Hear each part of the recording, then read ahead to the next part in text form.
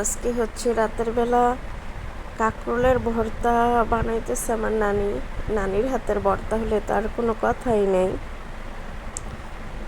এই যে বিলাতি হসপাতা আর শুকনো মরিচ দিয়া ভর্তা বানালে কিন্তু এমনিতেই খুব ভালো লাগে। ভর্তা হলে তো আমার আর কিছু লাগেই না, আমার কাছে কিন্তু ভর্তা ভাত খুব ভালো লাগে। আলহামদুলিল্লাহ। আর আমার নানির হাতের ভর্তা তো ভীষণ মজা হয়।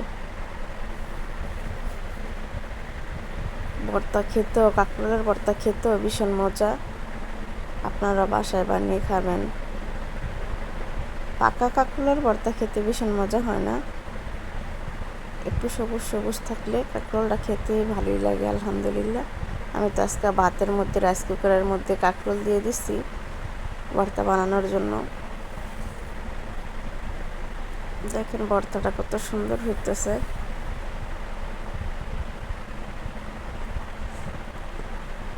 পেঁয়াজ আর একটু বেশি দিলে মনে হয় আর একটু ভালো হতো। পেঁয়াজটা কম দেওয়া হয়েছে ভর্তার মধ্যে।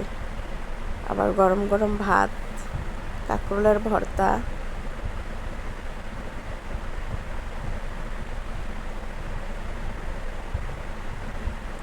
আলহামদুলিল্লাহ।